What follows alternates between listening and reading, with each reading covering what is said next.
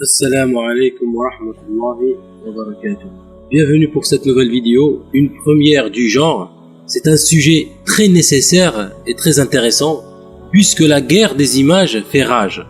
Oui, beaucoup de manipulations et de mensonges en utilisant des images choc avec une violence extrême pour susciter l'émotion, l'effroi, la peur et l'horreur.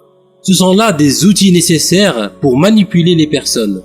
Parce qu'avec les sentiments et les émotions, on n'est pas forcément objectif. Même certains musulmans se font avoir par des images terribles qu'on attribue à l'islam ou à un groupe extrémiste. Et on demande aux musulmans bien sûr de condamner ça puisque c'est devenu la mode. Sans plus tarder, je vais donner quelques exemples concrets. Voilà la première image, une image horrible, terrible, effroyable, foudroyante, tout ce que vous voulez employer comme mot pour décrire l'horreur. Cette image est utilisée par la fachosphère, les islamophobes, les sionistes et certains chrétiens ou certaines églises, et même certains musulmans manipulés. On va regarder certains sites qui utilisent cette photo. Voilà ici la photo, il y en a plusieurs, ici etc. J'ai sélectionné certains sites. Regardons. Alors, remarquez ici la date du 25 janvier 2012. Génocide des chrétiens au Nigeria. Plus de 160 morts, des centaines de blessés. Voilà l'image, elle est là. Génocide des chrétiens au Nigeria. Plus de 160 morts, des centaines de blessés. Des chrétiens brûlés vifs. Regardez, indifférence générale. Indifférence face à la souffrance, des chrétiens courageux vont prier aujourd'hui au Nigeria. Et ils disent ici, une église catholique cible des terroristes de Boko Haram au Nigeria. Les vagues attentats des terroristes islamistes du Boko Haram, etc., etc. Voilà. Quand vous voyez un article complet, et à la fin, bien sûr, une image qui fait peur, la loi islamique, la charia, avec une femme en niqab, etc., etc. Voilà un autre article, regardez la date, ici il date de 2013, l'autre de 2012. Voilà, tragédie en Niger, des centaines de catholiques trouvés brûlés vifs par des musulmans. Incroyable, subhanallah. Holocauste Nigeria, État islamique maintenant, c'est plus Boko Haram. Ici il dit, il est politiquement incorrect de montrer le sort que réservent les islamistes aux chrétiens qui refusent de se soumettre. Chrétiens brûlés vifs au Nigeria. Un holocauste monstrueux devant l'indifférence internationale. Dénonciation du père espagnol Juan Carlos Martos. Mais cette image, elle n'appartient pas du tout au Nigeria. Ce n'est pas du tout un massacre. Et cette image est arrivée au Congo en 2010, un accident, écoutez bien, un accident d'une citerne remplie d'essence qui a explosé. Voilà un exemple, ici, un journal congolais, regardez la date, elle date de 2010, tous les autres c'est 2012, 2013, etc. Le président Joseph Kabila, depuis lundi, au chevet des victimes de l'incendie survenu dans cette localité. Regardez ici, on descend un peu plus bas, et regardez l'image. Ici, des corps calcinés à Sens suite à l'explosion d'un camion citerne. Regardez ici. Encore des exemples. Ici ils mettent par exemple, c'est devenu 500 Nigériens brutalisés par des musulmans. Voilà la surenchère concernant les chiffres. Et ici, ils dénoncent ce mensonge. Voilà, c'était au Congo, ce n'était pas au Nigeria. Encore un exemple, et cette fois-ci avec une vidéo. Écoutez bien. Le drame s'est produit hier dans la ville de Sangué, dans le sud Kivu. Un camion-citerne a pris feu, prenant au piège la population rassemblée pour regarder les matchs de la Coupe du Monde. Au moins 230 personnes sont mortes, dont de très nombreux enfants. Le bilan est encore provisoire. Jean-Luc Eguezier. Au lendemain du drame, les secouristes continuent à rassembler les corps calcinés. Le centre de la ville est dévasté. À proximité, le camion-citerne sur le flanc. L'accident a eu lieu vers 18 h vendredi, alors que l'engin traversait cette petite ville du sud Kivu. Il allait probablement trop vite. D'après les témoins, au lieu de fuir, les habitants se sont rassemblés pour récupérer le carburant qui s'écoulait. L'explosion qui a suivi a fait plus de 230 morts, dont de nombreux enfants, et 105 blessés. C'est le dernier bilan. Dans un cinéma à proximité, des spectateurs s'étaient rassemblés pour suivre le match Hollande-Brésil. La salle a été dévastée et il n'y aurait aucun survivant, selon le gouverneur de la province. Contrairement à ce qu'on pouvait s'attendre, il n'y avait pas beaucoup de cris, de scènes de larmes, de pleurs. Non, c'était vraiment un grand silence de la part des bâillons, des familles qui observaient ces corps donc calcinés sur le sol. Regardez ici une autre preuve, pour aller sur ce site, qui dénonce justement ce mensonge. Chrétiens brûlés vifs par des musulmans sunnites nigériens. Regardez, il y a une personne qui s'appelle Shakib Marrakchi. Il écrit, en partageant la photo, « Chrétiens brûlés vifs par des musulmans sunnites nigériens. L'horreur, l'absurdité humaine. Tout le monde doit dénoncer cet acte odieux. Merci de partager, c'est un devoir. » Voilà. Le mec incolonisé dans l'âme, comme quoi, ce n'est pas moi, je dénonce cet acte, etc. Ce message qui circule sur le net est un hoax, c'est-à-dire un mensonge.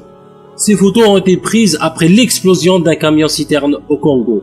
Voilà, encore une fois, la fachosphère détourne encore des photos. Depuis quelques jours, circulent sur les réseaux de la fachosphère des images très violentes de corps calcinés. Alignés dans une cour avec cette légende, massacre des chrétiens au Nigeria, enfants et familles entières sont décimées, personne manifeste en Occident. Dans leur délire islamophobe, certains ne reculent devant rien pour tenter de faire croire que l'ensemble des musulmans ne poursuivent qu'un but, massacrer tous les chrétiens qu'ils croisent. Regardez ici. Et ils se disent citoyens du monde. Regardez ce phénomène. Ces photos ont en réalité été prises en 2010 en République démocratique du Congo à la suite d'un accident de camion-citerne. Plusieurs dizaines de maisons du village du Sange avaient pris feu après l'explosion d'un camion-citerne. Cette catastrophe a fait au moins 230 morts et des centaines de blessés. Voilà, il te donne le site. Chacun peut le vérifier sur ce site anglais. Fuel Truck Explosion. Un camion-citerne a explosé. Voilà le nom de la ville, le nom du pays. Maintenant, Inch'Allah, je vais vous montrer, essayer de trouver les mensonges ou débusquer les mensonges en utilisant des images. Vous avez ici Google, d'accord, regardez, Google, rien d'autre. Et ici, images, d'accord. On va aller prendre cette image et la glisser ici. Et voilà, vous pouvez trouver plusieurs images ou articles qui comportent cette image. Regardez les dates ici, 2012, etc. Cette image date de 2010. Il faut souvent aller plus loin, très très loin dans les recherches pour trouver le vrai article. Ça veut dire ici vous cherchez l'article le plus ancien que vous pouvez trouver, Inch'Allah. Voilà pour ça. Je vais donner un autre exemple, Inch'Allah. Voilà un autre exemple rapide. Regardez cette photo horrible d'une jeune femme défigurée par son mari musulman taliban. Voilà ce qu'on essaye de nous faire avaler. Regardez ici. La photo, elle circule très très bien. Regardez un autre article dans le journal Le Monde. Voilà, qui parle de cette photo. Et regardez quelqu'un qui a commenté les talibans, c'est dommage, etc. On accuse encore les talibans. Encore des méchants islamistes. Mais subhanallah, un mensonge énorme qui a beaucoup circulé. Écoutez cette vidéo qui dénonce ce mensonge et cette diabolisation. Cette image est fausse? Oui, cette image, je ne dis pas que cette image est fausse. Cette image n'a rien à voir avec les talibans et n'a rien à voir avec l'Afghanistan. C'est une pratique qui, dans la région, est extrêmement répandue. C'est une pratique hindoue à l'origine. Et elle est extrêmement répandue dans la région et dans tous les pays de la région et dans toutes les religions. Parce que là, on comprend plus rien. Hein. C'est une question d'honneur. Le nez, c'est l'honneur. Et donc, couper le nez, aussi bien des hommes que des femmes, pour des questions d'honneur, c'est très répandu. Et là, qu'est-ce qu'a fait cette jeune fille conflit alors dire. pour que ses parents... Mais c'est une s'attaquent affaire à son mari? familiale. Elle devait avoir un conflit lié à son mariage. Les talibans n'ont rien à voir là-dedans et d'ailleurs ils sont condamnés, comme ils condamnent toujours ce genre de choses, disant c'est pas dans la charia. Bon, je vous dirais même là-dessus que les Anglais, dans les années 1910, ils avaient fait une clinique spéciale en zone Pashtun pour réparer, du côté britannique à l'époque, des zones tribales, pour réparer les nez et ils importaient des prothèses d'Angleterre. Alors vous voyez que le problème n'est pas nouveau. Les talibans n'ont rien à voir avec ça. Ils ne reculent devant rien. Alors les frères et sœurs, soyez vigilants. Je vous fais le rappel de la parole d'Allah subhanahu wa ta'ala. Bismillahirrahmanirrahim. Ya ayyuhalladhina amanu in ja'akum fasiqun binaba'in فتبينوا أن تصيبوا قوما بجهالة فتصبحوا على ما فعلتم نادمين. Au nom d'Allah, le tout miséricordieux, le très miséricordieux. Ô vous qui avez cru, si un pervers vous apporte une nouvelle, voyez bien clair de craindre que par inadvertance vous ne portiez atteinte à des gens et que vous ne regrettiez par la suite ce que vous avez fait. Il ne faut pas se précipiter dans le jugement, mais faites vos propres recherches, parce que tout ce qu'on prononce sera noté contre nous.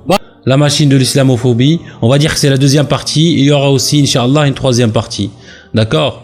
Alors, ce qui m'a décidé à poursuivre cette série-là, c'est un article, hein, je suis tombé sur cet article, où il dit « Sondage de l'image de l'islam », hein, sondage, l'image de l'islam se dégrade en France et en Allemagne.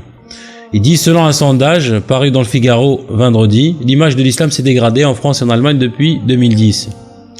L'image de l'islam s'est passablement dégradée en France et en Allemagne, selon les résultats d'un sondage pour le Figaro, alors qu'en 2010, 55% des Français estimaient que l'influence et la visibilité de l'islam étaient trop importantes.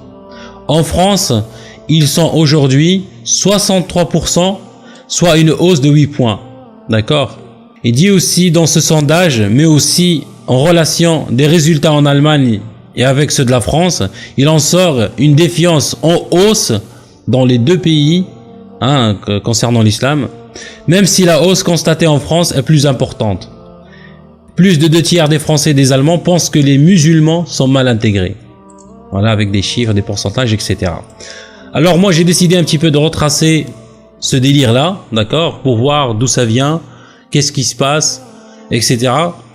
Alors j'ai décidé, je suis tombé sur un super site où je faisais mes recherches, je vous donnerai le lien Inch'Allah, qui regroupe un petit peu cette islamophobie fabriquée par les médias. On va voir ici un petit peu quelques images de quelques-unes de journaux, hein, français, concernant l'islam et comment ils traitaient l'histoire de l'islam, pour voir un petit peu d'où ça vient, d'accord? On va regarder un petit peu, on va commencer ici par la première image. Regardez cette image. Alors, violence et islam, d'accord? L'islam, les vérités qui dérangent. Pourquoi l'islam fait peur aux Français? Pourquoi l'islam fait peur? Islam, le danger communautariste, la peur de l'islam.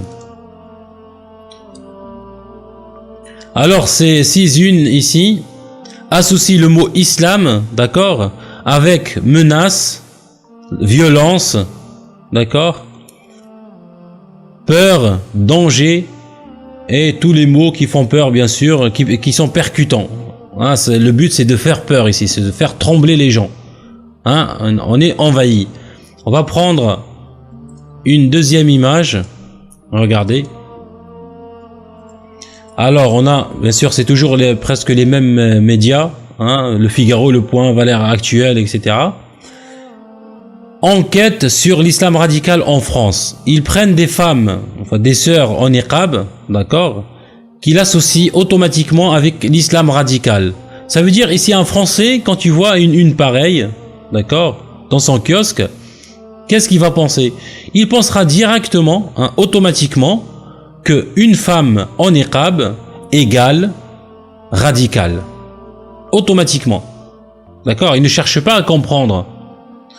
Cet islam sans gêne, regardez, hôpitaux, cantines, piscines, jupes, programmes scolaires. Regardez, subhanallah. Peur sur l'islam. Voilà, ils utilisent toujours des images percutantes pour essayer de manipuler la masse, comme vous voyez ici 2009, 2012 et 2015. On va poursuivre, Inch'Allah, avec d'autres titres. Regardez ici, par exemple. Subhanallah al-Azim. Comme je vous ai dit, c'est toujours les mêmes médias. Le Figaro, ici par exemple le Courrier, le Figaro, le Courrier, le Point, Valeurs Actuelles. Hein, Valeurs Actuelles, c'est l'extrême droite de l'extrême droite, l'extrême de l'extrême. Le Point et Valeurs Actuelles encore. Courrier International, Valeurs Actuelles. D'accord. Ici, qu'est-ce qu'on voit? Des femmes, toujours avec le niqab, bien sûr, toujours associées à des mots qui font peur, par exemple radical, par exemple invasion, tout ce que vous voyez ici. Par exemple, je fais un zoom pour lire un petit peu. La laïcité face à l'islam. Ce qu'on ne doit plus accepter, ce qu'il reste à faire. Voilà, une déclaration de guerre ici. Islam, Occident, ça veut dire toujours l'islam qui s'oppose à l'Occident. Dialogue de sourds. Enquête sur l'islam radical en France. Burqa ou not burqa. Burqa, ce qu'on ne dit pas. Hein, d'accord. Les convertis d'Allah, ça veut dire ils dénigrent même les Français de souche. Les convertis, ça veut dire ici les convertis d'Allah, il essaye de les faire passer pour des traîtres, ils sont plus français, etc. Il essaye de les exclure. Cet islam sans gêne. La France piégée, hein, toujours avec une femme en burqa. Regardez ça. Islamiste, non merci. Invasion, hein, bien sûr avec le symbole français, la Marianne, avec l'invasion de la burqa au-dessus de sa tête. D'accord? Voilà. L'invasion qu'on cache, bien sûr. Genre un cancer. On va, Inch'Allah, continuer. On va voir ici, par exemple, où ils essayent d'associer islam et immigration et invasion. On va voir l'image suivante. Regardez un petit peu avec moi. Alors, ici, on a, par exemple, les titres. Les Arabes de la Mecque au beau lieu de l'islam. Les Arabes de la Mecque. D'accord? Ça veut dire ici, ce sont pas des Français. Hein, ils sont nés en France, parfois de mère française ou peut-être d'un père étranger ou le contraire, etc. Non, ils viennent pas de la France, ils viennent d'ailleurs. D'accord? Regardez ici. Emploi, sécurité sociale, santé. Le vrai coût de l'immigration. Les chiffres qui dérangent. Les idées reçues. Malaise à gauche, surenchère à droite. La France piégée. Toujours l'invasion de Valeurs Actuelles. L'invasion des mosquées. Avec des mosquées derrière, des minarets, etc. Immigration, enquête sur le grand remplacement. Hein, regardez, ça veut dire ils utilisent vraiment des termes pour faire vraiment peur. Ici, vous voyez par exemple ici, la Marianne, d'accord, avec le cogarde tricolore et envahi par une burqa, ça veut dire les musulmans ici. Ou par exemple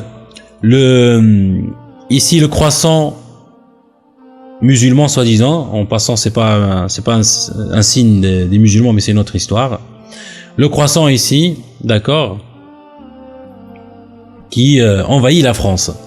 Ou ici par exemple un drapeau algérien, d'accord, sur l'arc de triomphe, le grand remplacement, ça veut dire ici des méchants islamistes, terroristes émigrés essaient de remplacer les gentils français, blancs, etc. D'accord? Voilà.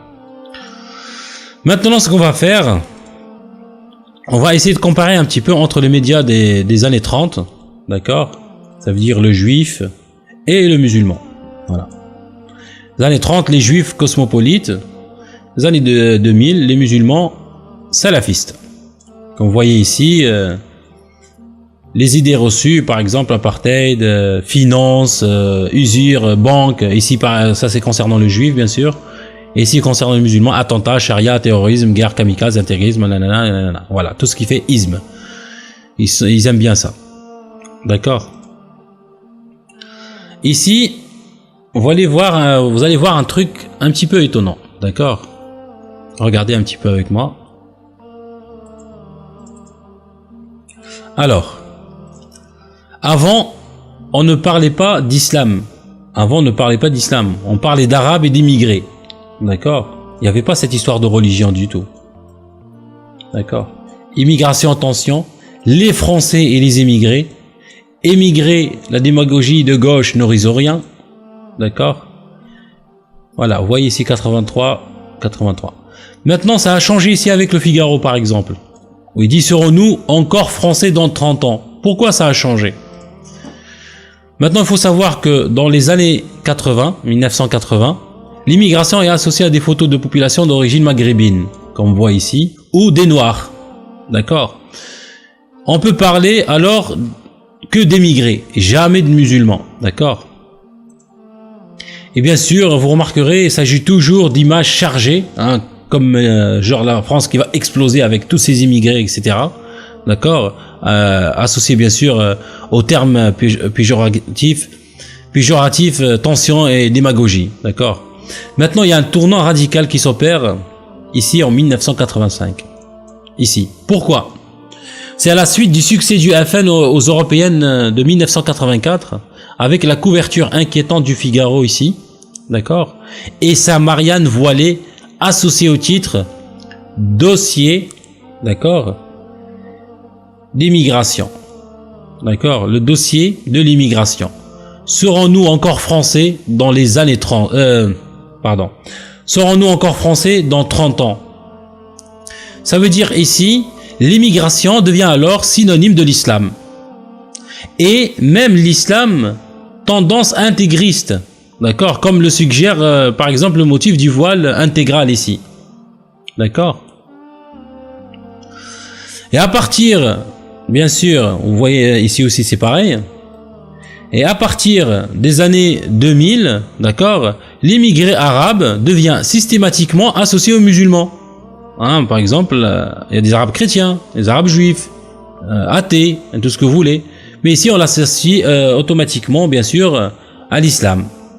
D'accord, regardez, peut-on dire la vérité, le vrai coup de l'immigration, l'invasion, toujours avec des symboles concernant les musulmans. Regardez avec une femme ici, le voile, hein, bien sûr le voile. Ici par exemple, emploi, sécurité sociale et santé. Voilà, c'est le cliché par excellence. Voilà, c'est incroyable. On va voir ici une petite caricature.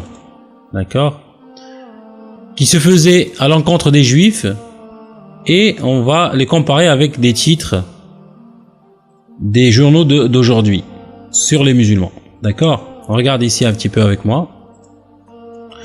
Bien sûr avec toujours le juif, le chapeau noir, costume, un homme d'affaires, etc. Et ici bien sûr toujours l'arabo-musulman, la barbe, le turban, intégriste, voilà, tout ce que vous voulez. Voilà, les fous d'Allah sont parmi nous. C'est la même chose. Regardez ici. On va lire un petit peu les titres.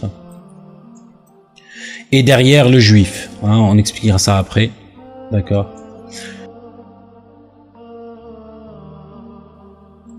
Ensemble, nous l'écraserons. Hein, bien sûr, avec un soldat du 3e Reich et un Français contre un juif ici. Hein, avec une bague en or, etc. Le cliché, voilà. En 1941, comme en 1936, le réveil du peuple. Bien sûr, toujours le réveil du peuple ici, par exemple, un Allemand contre le juif sanguinaire. D'accord. Vous éclairera sur les agissements des réels ennemis de la France. Voilà. Et bien sûr, concernant les musulmans, c'est la même chose. Violence et islam. Voilà. Violence et islam, directement. L'islamisme va-t-il gagner? C'est devenu une guerre. La peur de l'islam. D'accord. Pourquoi elle grandit en France? Bah, c'est grâce à vous. Merci. D'accord. La tentation d'islamophobe. Enfin, la tentation islamophobe. Comment éviter les amalgames? Mais c'est l'hôpital qui se fout de la charité. Les fous d'Allah sont parmi nous, Allahu Akbar, genre des aliens. D'accord. Regardez ici, enquête sur la 5e colonne djihadiste en France. Tout ça pour faire peur aux pauvres Français, bien sûr. On va regarder maintenant d'autres images. Mais ici, c'est vraiment évocateur. C'est l'ennemi invisible. D'accord? Comment le comploteur avance masqué en embuscade dans l'ombre de la patrie. Hein, pour détruire la patrie, il est caché. Comme ici, on le voit par exemple. Regardez ici. On ne peut pas illustrer plus clairement l'analogie entre la propagande antisémite d'hier et la propagande islamophobe de ces dernières années. On trouve dans les deux cas les mêmes schémas rhétoriques pour diaboliser et faire peur. Le juif en embuscade derrière un rideau et la femme, pareil, voilée, postée en embuscade derrière la Marianne. Immigration ou invasion. D'accord? Ou par exemple ici, le complot. Voilà, c'est le complot juif contre l'Europe. Pareil, foulard, le complot. Comment les islamistes nous infiltrent. Subhanallah. Voilà. Ici par exemple, vous avez une silhouette, hein, les juifs assassins dans l'ombre, toujours, marquons-les pour les reconnaître. Pareil, la guerre contre l'ennemi invisible, hein, terroristes, leurs nouvelles armes, forces spéciales, les soldats de l'ombre, etc.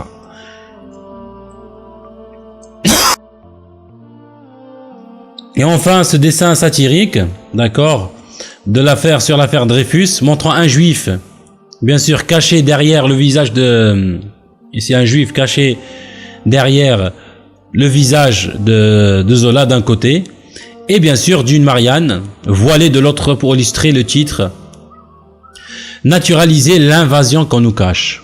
D'accord? L'invasion qu'on nous cache. Avec dans les deux cas, bien sûr, la volonté de signifier que des usurpateurs étrangers utilisent l'identité française pour menacer la patrie. Hein, ça veut dire détruire la France de l'intérieur. Voilà ce qu'ils veulent faire croire justement aux Français. Ils veulent déclencher carrément une guerre. On va continuer un petit peu. Regardez cette image. Regardez, subhanallah. C'est même sans commentaire, mais on va commenter quand même. Regardez ici. Un juif, hein, fait dépeint en araignée, hein, avec les tentacules, etc. Enfin, tentacules avec ses pattes qui prend possession du monde, d'accord. Et ici aussi la même chose. Ça veut dire on a l'influence du juif comme celle de l'arabe islamiste, s'étend inexorablement, pieuvre islamiste, contagion, d'accord. Voilà, c'est la pieuvre islamiste, tranquille, sans sourciller, jusqu'à prendre possession du monde et de la nation. Et bien sûr le symbole ici du drapeau qui flotte sur l'arc de triomphe. Voilà, vous voyez, c'est la même chose. Le protocole des sages de Sion, hein, pour ceux qui connaissent. La propagande. Islamiste, peut-on arrêter la contagion? Voilà, la même chose. Le grand remplacement. Les juifs qui, bien sûr, avec des... il fait peur avec des angles perçants, etc. Enfin bref. Ça veut dire... celui qui ne connaît pas l'histoire, il est condamné à la revivre.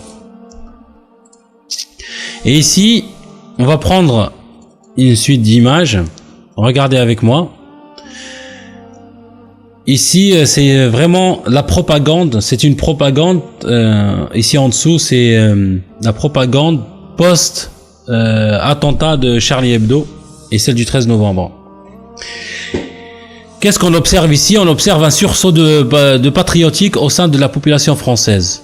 Bien sûr, aussitôt relié par les politiques et les médias. D'accord? Ça veut dire ici les conséquences ont été notamment la réapparition massive des symboles nationaux. Le drapeau tricolore, la Marseillaise, Marianne, etc., etc. Voilà, la France, les Français, le drapeau, Marianne, la liberté, guide le peuple, hein, comme on voit ici. Et on va regarder un petit peu pour les comparer avec les anciens journaux, bien sûr, contre les juifs. Regardez ici par exemple, la France, le juif, d'accord, fête de Jeanne d'Arc, hein, le réveil du peuple, voilà, vous éclairera sur les agissements des réels ennemis de la France. Regardez ici par exemple, c'est vraiment la même histoire. Ça c'est Révolution nationale, bien sûr c'est contre les juifs ici. Wallah, on a la même histoire. Regardez, la France, ça veut dire ici c'est les Français, bien sûr. École, artisanat, d'accord, patriotisme, légion, discipline, ordre, épargne, courage, travail, famille et patrie. Et qu'est-ce qu'on a ici? Les juifs paresse, démagogie, etc., etc. Hein. Capitalisme, communisme, voleur, tout ce que vous voulez. On a la même chose. Wallah, on a la même chose aujourd'hui. Regardez aussi comme l'image. Ensemble, nous l'écraserons. Avec un Français, à côté de lui, un soldat du Troisième Reich, et le juif avec la caricature du juif. Alors aussi ici on a par exemple comme j'ai dit les unes après les attentats, la grande épopée du peuple français, d'accord.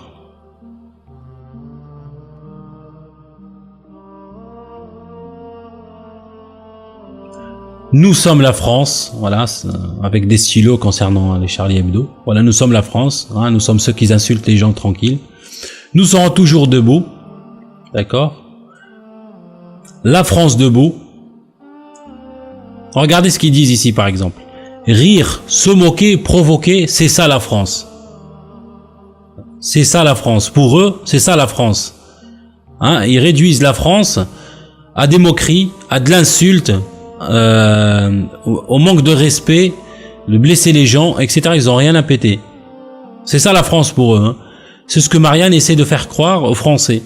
C'est ça la France, hein, n'oubliez pas. Hein. On est des gens qui sont mal élevés, on insulte, hein, on se moque tranquillement, quoi.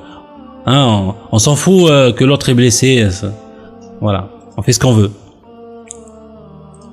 On continue bien sûr ici avec d'autres cet islam sans gêne, le spectre islamiste, d'accord. La chasse aux chrétiens. Regardez, voilà. Voilà. Ces églises attaquées ou interdites, pourquoi cette intolérance? Subhanallah al-Azim. Hein, l'intolérance, alors que l'intolérance c'est une notion chrétienne. Comme j'ai donné dans d'autres vidéos, vous pouvez aller voir Réponse à l'abbé Pagès sur le Coran, la violence et Jésus. Jésus, le Coran et la violence. J'ai oublié le titre. Voilà. Où j'ai donné vraiment qui a appris la tolérance aux autres. Avec des preuves historiques. La peur de l'islam, d'accord. Pourquoi elle grandit en France? Mais je vous pose moi la question, hein, voilà. Voilà pourquoi. L'Occident face à l'islam. L'islam, les vérités qui dérangent. Regardez ici, le Coran et la violence. Le sort des femmes. La modernité impossible. Subhanallah. On va continuer, Inch'Allah, ici. La même chose, l'invasion qu'on cache. Les nouveaux barbares. Voilà, encore, regardez ici par exemple. Bien sûr, toujours des images chargées avec des mots qui font peur, etc. Bruxelles, musulmane en 2030. D'accord. Mangez-vous halal sans le savoir. Regardez. Poulet, bœuf, veau, mouton abattus chez nous. Chez nous, hein, chez nous. Ça veut dire les musulmans ne sont pas chez eux en France. Chez nous, selon le rite musulman. Un marché d'1 milliard d'euros. Voilà l'école. Parti politique, dévoilez-vous. Hein, ça veut dire débarrassez-nous de ça. Comment l'islam menace l'école? Comment l'islam menace l'école?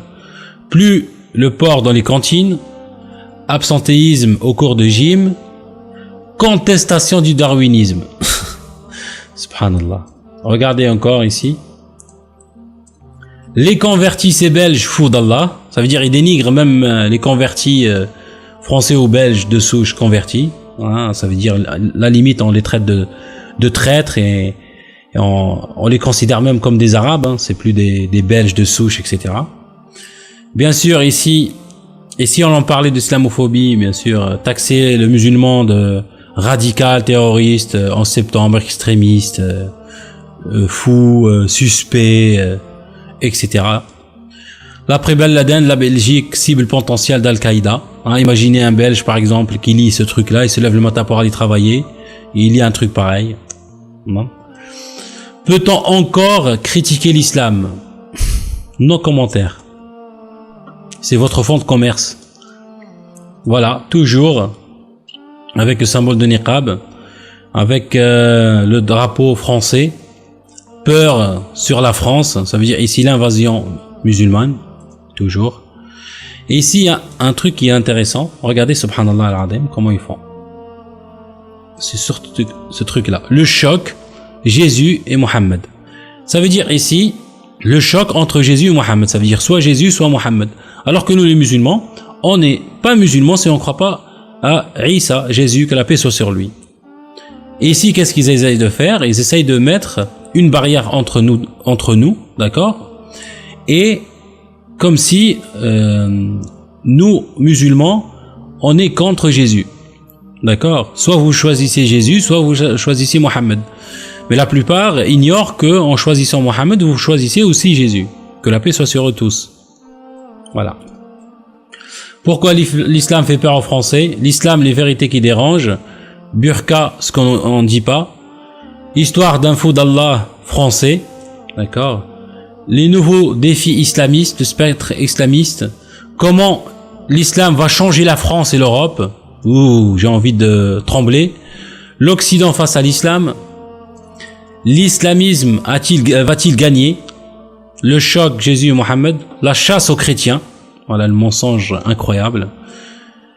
Il faut sauver les chrétiens d'Orient. On a toujours cette volonté d'essayer de taper le chrétien avec le musulman, comme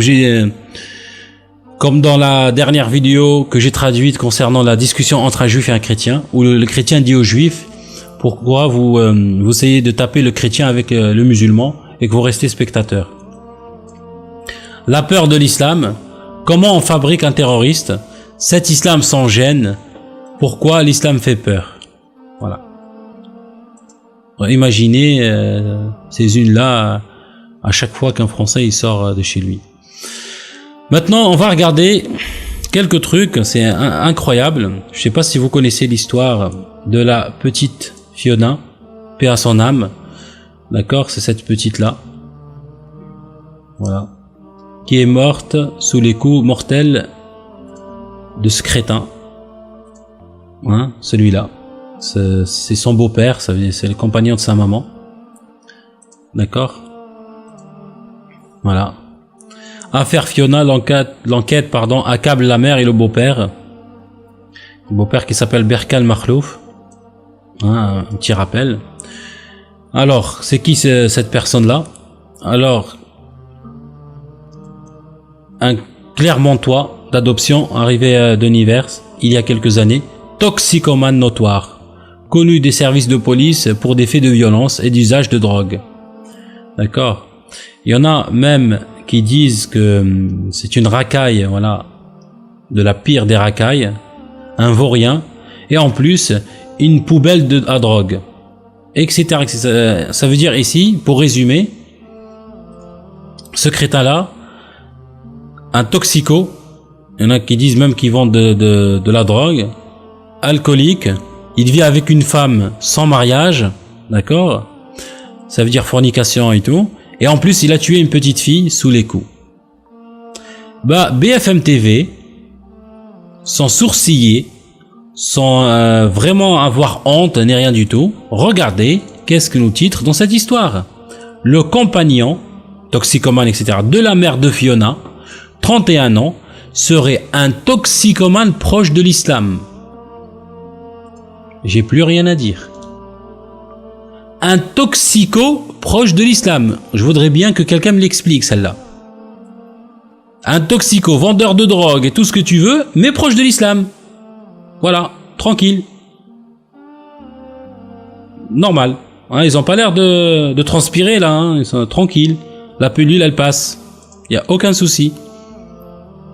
Subhanallah. Et quelqu'un, une fois, j'ai justement montré cette propagande mensongère, ce mensonge flagrant sur le Paltalk, et un chrétien m'a dit, oui, je me souviens de ce titre. Et qu'est-ce qu'il m'a demandé, naïvement? Il m'a dit, est-ce que c'est vrai? Est-ce que c'est vrai que ce toxico était proche de l'islam? Et je lui ai dit, tu plaisantes, j'espère. Regardez comment ils sont naïfs à ce point. À ton avis, hein, je te laisse répondre. Incroyable mais vrai. Je vous montre un dernier truc. Ici, cette image-là. D'une personne avec une longue barbe, avec le drapeau du Tawhid derrière, d'accord, où il était en train de tirer sur les gens en Égypte. C'était dans la période du putsch militaire contre Morsi, d'accord. On découvre plus tard, il y a des vidéos si vous voulez chercher, même Al Jazeera a fait un grand article dessus. Qu'est-ce qu'on découvre? Que ce personnage-là a mis une fausse barbe.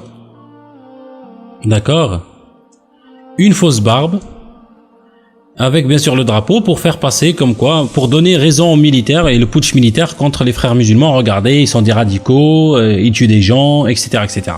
Voilà. Tranquille, bien sûr, sans sourciller.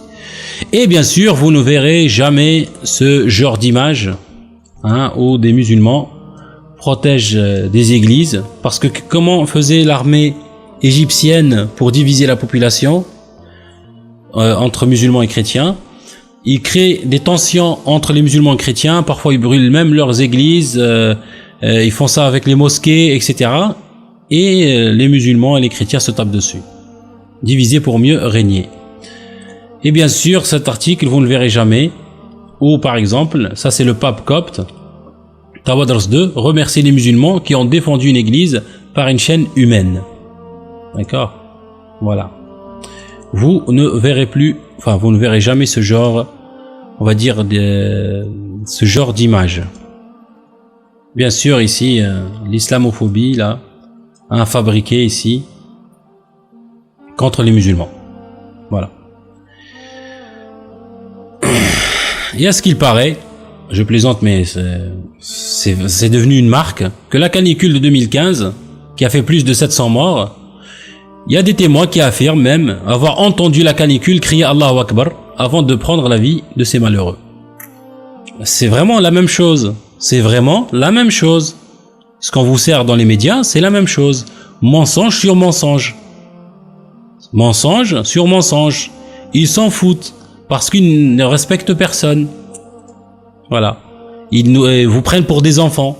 Et vous tombez dedans comme des hmirs, comme des débiles mentaux, vous tombez dedans directement. Au lieu de réfléchir et de chercher, non. Cette vidéo touche à sa fin, d'accord? Elle dure déjà, voilà, plus de 32 minutes. Il y aura une troisième partie, cette fois-ci non sur les images, mais sur les vidéos, sur les reportages et les films. D'accord? Je vais essayer de la faire rapidement, Inch'Allah. J'espère que cette vidéo a été profitable. Et que vous avez vraiment distingué un petit peu le vrai du faux. Faites vos recherches, ne vous laissez pas manipuler, d'accord? Parce que vous faites du tort à vous-même et aux autres.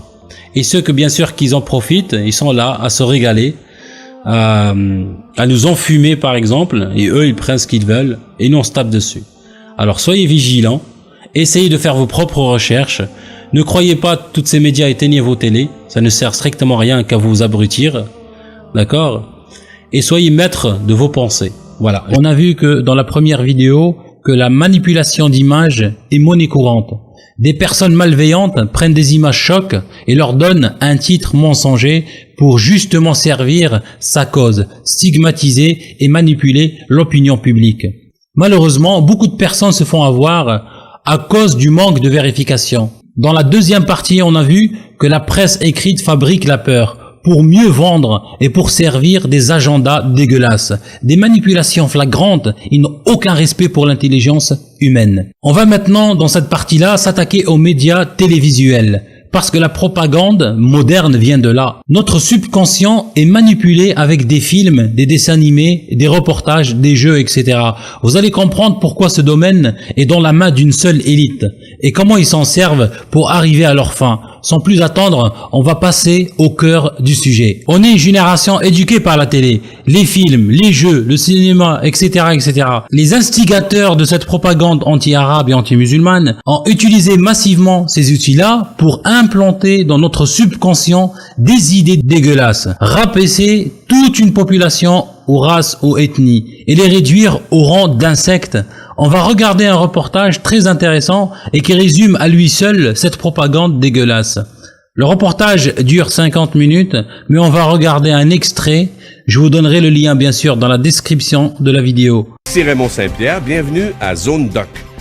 Le cinéma a souvent eu des souffre-douleurs, des méchants qui servent à mettre en valeur les braves héros. Le problème, c'est que ces méchants ont souvent des caractéristiques bien précises. Il y a les Noirs, par exemple, dans la jungle africaine, les Indiens dans les films western, ou encore les Juifs dans la propagande nazie. Le professeur Jack Sheehan de l'Université du Sud de l'Illinois a décidé, lui, d'étudier l'image des Arabes dans le cinéma hollywoodien. Il a visionné 1000 films, il en conclut que les Arabes y sont décrits comme des brutes sanguinaires, des terroristes qui veulent s'attaquer aux braves occidentaux. Il a réuni donc ses conclusions, ses observations dans le documentaire que nous vous présentons ce soir, Hollywood et les Arabes, en anglais Real Bad Arabs. Voici donc le documentaire de Jack Sheehan.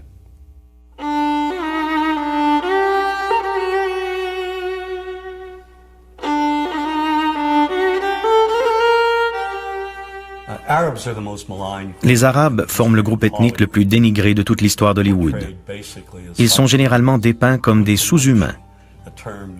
Les nazis employaient le terme péjoratif « Untermenschen » pour désigner les tziganes et les juifs.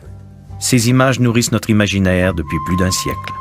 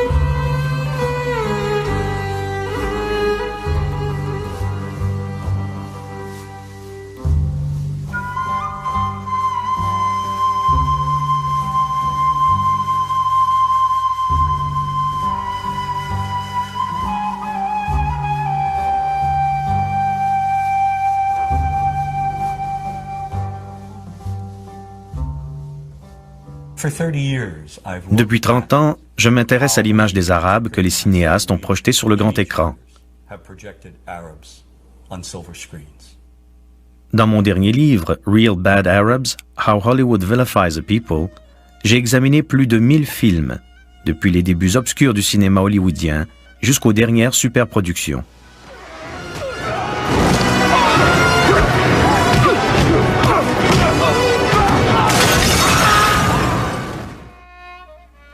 J'ai voulu mettre en évidence ce que trop de gens refusent de voir. Une dangereuse omniprésence du stéréotype de l'arabe haineux qui dépouille un peuple entier de son humanité. Dans tous les aspects de notre culture, l'arabe tient le rôle du bandit. C'est un fait. Il n'y a aucune exception.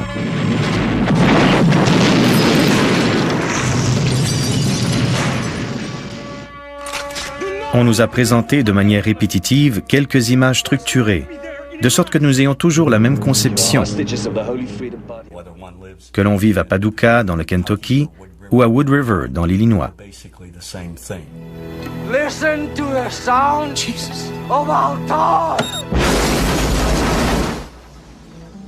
Et cette conception correspond au mythe véhiculé sur les Arabes dans le cinéma hollywoodien.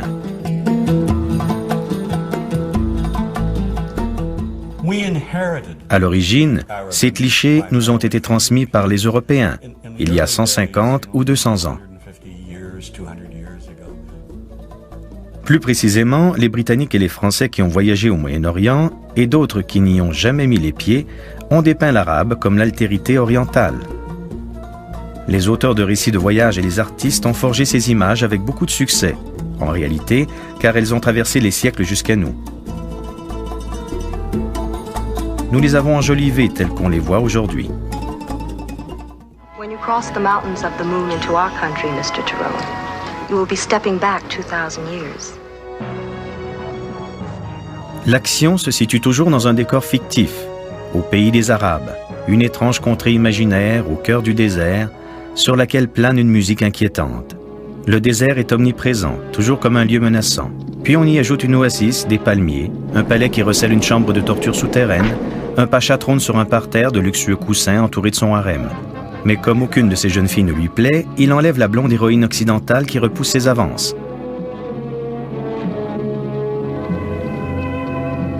Lorsqu'on se hasarde au pays des Arabes, il faut connaître la recette instantanée d'Ali Baba.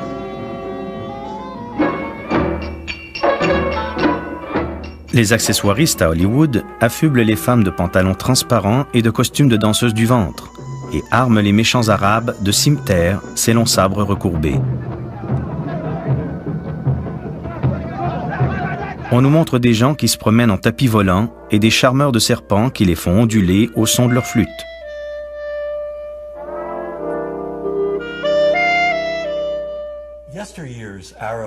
Les années passent, mais les pays arabes ne changent pas. Tu es en retard. Toutes mes excuses, ô homme patient. Alors, tu l'as? J'ai dû trancher quelques gorges, mais je l'ai. Des millions d'enfants dans le monde entier ont vu le film Aladdin, acclamé comme l'une des meilleures réalisations de Disney. Pourtant, le film recycle tous les vieux stéréotypes dégradants hérités de l'époque du cinéma muet en noir et blanc. Oh, I come from a land, from a faraway place, where the caravan camels roam, where they cut off your ear if they don't like your face. It's barbaric, but hey, it's home. À l'origine, le premier couplet disait « Où l'on te coupe l'oreille pour un oui, pour un non, c'est barbare, mais hey, c'est chez moi ». Un producteur doté d'un minimum de bon sens et de délicatesse n'aurait jamais accepté que de telles paroles se retrouvent dans sa chanson d'ouverture. Mais cela ne s'arrête pas là. Oh, tu as faim, n'est-ce pas? Tiens, prends. J'espère que tu n'as pas l'intention de t'en aller sans payer. Est-ce que tu sais comment on punit les voleurs? Oh non, je vous en supplie! Oh. Les cinéastes utilisent les Arabes comme des personnages caricaturaux, des faire-valoir à qui ils attribuent le rôle du méchant ou du comique de service. D'un film à l'autre, les Arabes tiennent le rôle de bouffons destinés à déclencher des rires faciles.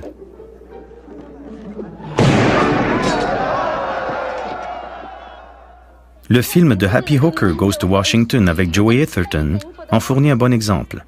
Every night I was forced to perform unspeakable acts with circumcised dogs. Oh, dogs are better than sheep. They're cleaner, I know, I've tried both. Les Arabes sont généralement représentés comme des incompétents. Ainsi, dans le film Vrai mensonge, ils sont non seulement dangereux, mais incapables.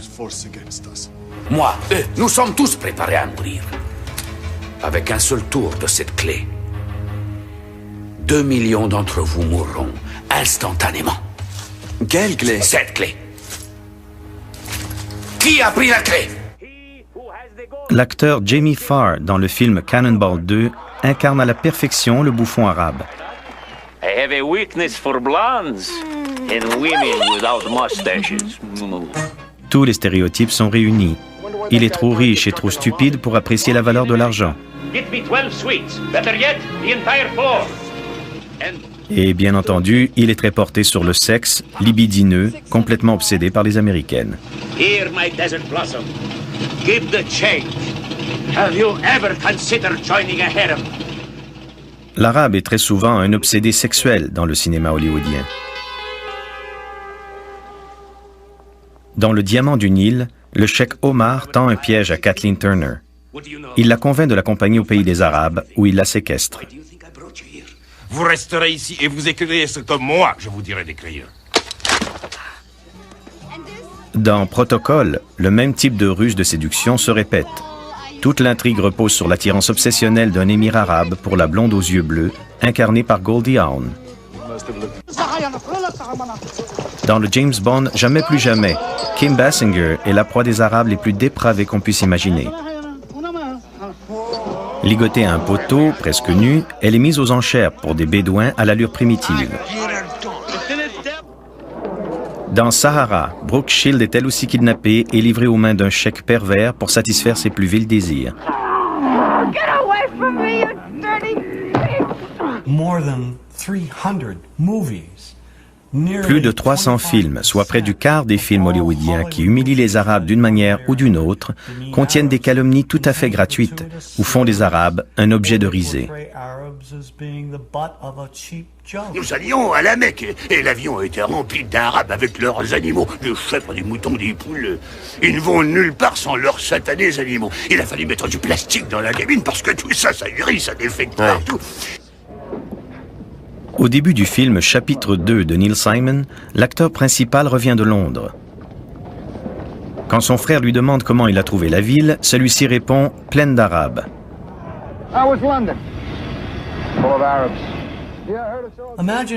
Mais imaginez s'il avait répondu « pleine de Noirs »,« pleine de Juifs » ou « pleine de Latinos ». C'est ridicule. Pourquoi dire de telles inepties? Le film Le père de la mariée 2 comporte des clichés particulièrement offensants, notamment dans la scène où Steve Martin vend sa maison à M. Habib. Et voici mon fils Matty et son ami Justin. Nous avoir aimé très beaucoup quand vous peut-être partir. Je demande pardon? Les Habib voudraient acheter votre maison. C'est exactement la maison qu'ils veulent. Oui, mais quand vous déménagez, nous vouloir l'avoir dans une semaine après mercredi et ma femme vouloir petite assiette à fleur de cuisine. Vous vendre, moi payer rubis sur l'ongle. Lorsque la femme soumise de M. Habib tente de prononcer un mot, il lui hurle un véritable charabia.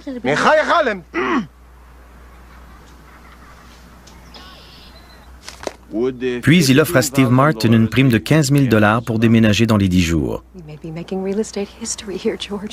Quand Steve Martin décide de dire à M. Habib qu'il ne désire finalement plus vendre sa maison, il se trouve nez à nez avec une équipe de démolisseurs prête à raser sa superbe demeure. Dans une scène qui rappelle l'un des stéréotypes juifs les plus humiliants, M. Habib exige un bénéfice de 100 000 $ pour revendre à Steve Martin la maison qui lui appartient seulement depuis la veille.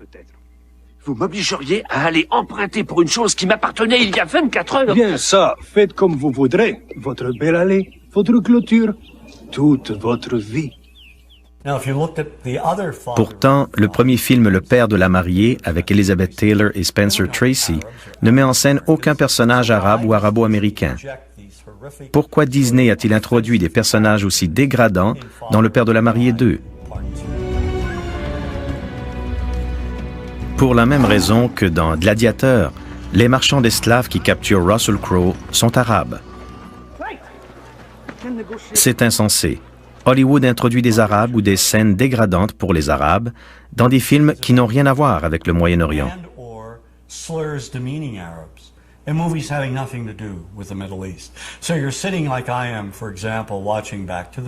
Dans le film Retour vers le futur, par exemple, de vilains Libyens incompétents tirent à la mitraillette sur le scientifique fou et son compagnon dans un stationnement. Pourquoi?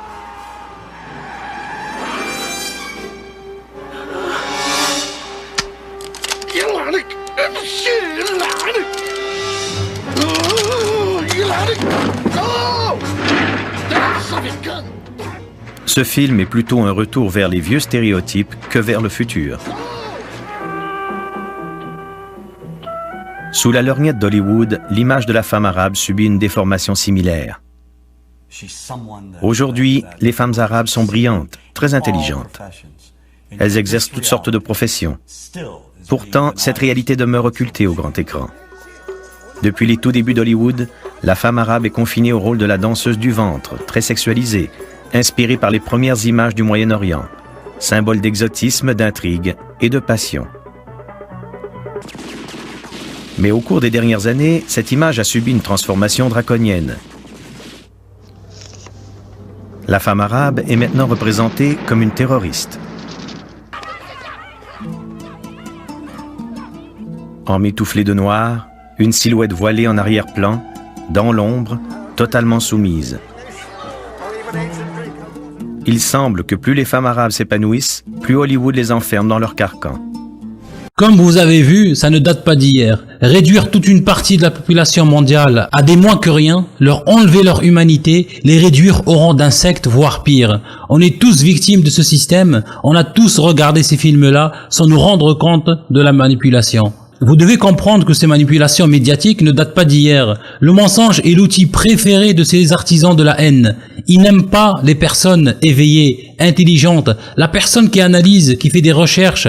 Non, ils aiment bien les petits bebeux, les petits moutons, sans cervelle, sans personnalité, sans jugeote. On va regarder quelques exemples types de mensonges pour manipuler l'opinion publique. Ils n'ont aucun scrupule, ni respect pour les gens qui les écoutent. Regardez ce reportage, il s'appelle Islam, Antichrist et jambon beurre, documentaire de Paul Moreira, du lundi 5 septembre 2011 sur Canal+, à partir de la minute 48-45 secondes. Je vous donnerai bien sûr aussi le lien dans la description de la vidéo, Inch'Allah. En juin 2010, les télés et radios vont relayer le message d'une certaine Sylvie François, une Française de souche qui dit habiter à quelques mètres de la mosquée et affirme être soumise à l'oppression des musulmans. Moi, je suis habitante de la Goutte d'Or et depuis longtemps, même depuis plusieurs générations. C'est un quartier du 18e qui est très islamisé aujourd'hui. On y fait la prière dans la rue le vendredi, par exemple. Dans ma vie quotidienne, j'ai souvent le sentiment d'être regardée de travers. Parfois, je suis en but à des remarques un peu méprisantes parce que je ne suis pas voilée. Je ne suis plus conforme au quartier dans lequel j'habite. Les commentateurs nationalistes s'emparent aussitôt du témoignage de Sylvie François et hurlent à la guerre de religion. La vraie provocation, c'est que depuis des années, on laisse la préfecture, la mairie, on laisse des milliers de fidèles faire la prière dans la rue. C'est absolument scandaleux. C'est un scandale. La vraie provocation, elle est là. Dans ce pays, quand l'État est faible, il y a des guerres de religion. Sylvie François, la courageuse habitante de la Goutte d'Or, lance une idée. Un apéro saucisson et pinard pour sauver ce qui peut encore l'être. Alcool et charcuterie, deux interdictions islamiques, deux produits impossibles à trouver dans son quartier, affirme-t-elle. Vous parlez des adversaires résolus de nos vins de terroir et de nos produits charcutiers. Voilà, j'ai envie de défendre aussi ce qui fait notre identité et puis dans son côté culinaire, on va dire, qui est parfait. Pas de saucisson à la Goutte d'Or. Sylvie François n'a pas l'air de connaître son propre quartier, et notamment la célèbre charcuterie au cochon d'or, qui vend du porc à quelques mètres à peine de la mosquée. La Goutte d'Or est un quartier pauvre, certes, mais ouvert. Ici se croisent des musulmans, des Françaises en short, des Juifs orthodoxes en noir et blanc, des Tamouls en sari coloré, et aussi, il est vrai, une bonne dose de petits trafiquants et de policiers. Oui, à la Goutte d'Or, il y a souvent des faits divers, mais pas l'ombre d'une guerre de religion. Comment Sylvie François peut-elle ignorer tout ça? Tout simplement parce qu'elle n'a jamais mis les pieds à la Goutte d'Or. L'opération Sylvie François est une manipulation du bloc identitaire. Un bidonnage. Pour l'extrême droite, c'est une réussite. Pendant 10 jours, les médias ont relayé benoîtement leurs mensonges. Des millions de Français sont désormais convaincus que la charia règne à Barbès. Et la peur du musulman a pénétré un peu plus profondément dans une société française fragilisée par la crise économique. Le mensonge est-il une arme légitime en politique? Nous avons voulu poser la question au leader du bloc identitaire, Fabrice Robert, assez content de son coup. Notre objectif était bien sûr de faire réagir les autorités sur un autre scandale, celui de l'occupation de plusieurs rues parisiennes pour la prière musulmane. Si j'ai bien suivi, il y avait une dame qui s'appelait Sylvie François qui disait être habitante de Barbès, qu'elle ne pouvait pas acheter de saucisson, elle ne pouvait pas acheter de vin. Tout était faux, elle n'existait pas. Est-ce que c'est pas un problème quand même de servir du mensonge pour poser les termes d'un débat public? Quand je vois les mensonges diffusés par les médias tous les jours, non, j'ai aucun scrupule. Après, c'est pas un mensonge. La figure de Sylvie François s'est transformée comme porte-parole d'un mal-être en France. Oui, mais elle n'existe pas. Enfin, concrètement, elle a parlé à la télé, à la radio, en disant « J'habite Barbès, je ne peux plus sortir, je ne peux plus boire de vin, je ne peux plus acheter de saucisson » et tout était faux. Je pense qu'il y a beaucoup de Sylvie François à Barbès. Oui, non, mais enfin, quand même, on ne peut pas avoir recours aux mensonges comme ça. Monsieur Morera, ça fait maintenant 4 ans que Riposte Laïque existe. Je suis stupéfait depuis 2 ans par le nombre de personnes qui nous écrivent en nous disant « Surtout, ne publiez pas mon nom. Je ne veux pas avoir d'ennui. » En l'occurrence, tout était faux. Mais attendez, vous avez répandu dans la société une idée fausse. Je crois qu'il ne faut pas faire du déni de réalité. Moi je parle juste d'un coup de communication. Enfin, vous n'allez pas le nier, Sylvie François n'habite pas à la Goutte d'Or, on est d'accord là-dessus. S'il n'y a pas de problème à Barbès, si on trouve librement du vin, si on trouve librement du saucisson, pourquoi nous avoir dit que c'était une provocation ? Aux côtés de Fabrice Robert, il y a le groupe Riposte Laïque, 2 anciens militants d'extrême gauche ayant joint leurs forces à l'extrême droite. Je considère qu'en France, on devrait tous avoir une nécessité impérieuse qui est d'être islamophobe pour défendre la République, pour défendre la France. Que des gens puissent ne pas être islamophobes en France, ça me sidère. Et vous savez que la phobie, c'est une maladie. Hein. La phobie, ça se soigne. Hein. Arachnophobie, par exemple, c'est des gens qui s'évanouissent quand ils voient des araignées. Qui ont des terreurs comme ça, ils se mettent à trembler. Non. Ne jouez pas sur le double sens des mots, vous savez très bien. Ah non, la phobie, c'est une maladie. Hein. C'est classé par les psychiatres comme une maladie. Ce petit groupe rouge-brun est convaincu d'avoir imposé son discours islamophobe dans le débat public et au plus haut niveau du gouvernement.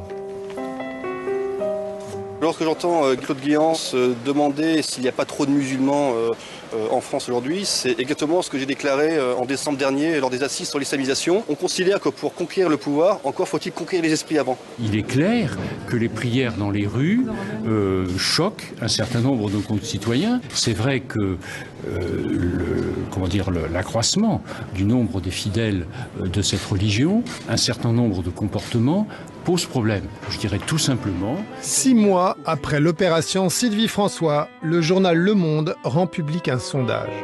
42% des Français pensent que la présence des musulmans est une menace pour l'identité française. Voilà, ils ne peuvent faire autrement que de mentir à ceux qui les écoutent. Pour eux, les Français sont stupides, comme des enfants à qui on raconte des histoires. Aucun respect et se disent défenseurs de la France et des Français. Mon œil. Bien sûr, les exemples ne manquent pas. Il y a l'embarras du choix. Dans un autre reportage de Paul Morera, encore une fois, spéciale investigation, émission du 20 avril 2015, le titre « Danse avec le FN », à partir de la minute 55-52 secondes. Même sur iTélé du groupe Canal+, mon cher employeur que je salue au passage, on peut prendre peur en écoutant certains chroniqueurs. Il faut bien comprendre d'abord que vous ouvrez le Coran à n'importe quelle page et il y a écrit il faut tuer les juifs, il faut tuer les chrétiens, Dieu les maudit, il faut tuer les infidèles, etc. Il n'y a pas besoin d'aller lire tout le monde. La Bible, il y a écrit. La Bible d'abord, dans les évangiles, il n'y a pas écrit ça. Non, et l'Ancien Testament. Dans la Torah, il y a écrit. Oui, il y a écrit, mais qu'est-ce qu'il y a écrit ? Il y a écrit il faut tuer Amalek. Vous connaissez un Amalek, vous ? Ah ouais, donc le Coran, c'est un peu comme Mein Kampf, mais en pire. Un appel au meurtre à chaque page. Révélé à la télé par un journaliste célèbre, ça fait peur. À moins que ce ne soit pas tout à fait la vérité. Alors, est-ce qu'il y a vraiment un appel au meurtre à chaque page du Coran ? Et est-ce que la Bible s'en prend exclusivement à Monsieur Amalek, comme le dit Éric Zemmour ? Pour le savoir, nous allons nous livrer à un test comparatif entre la Bible et le Coran.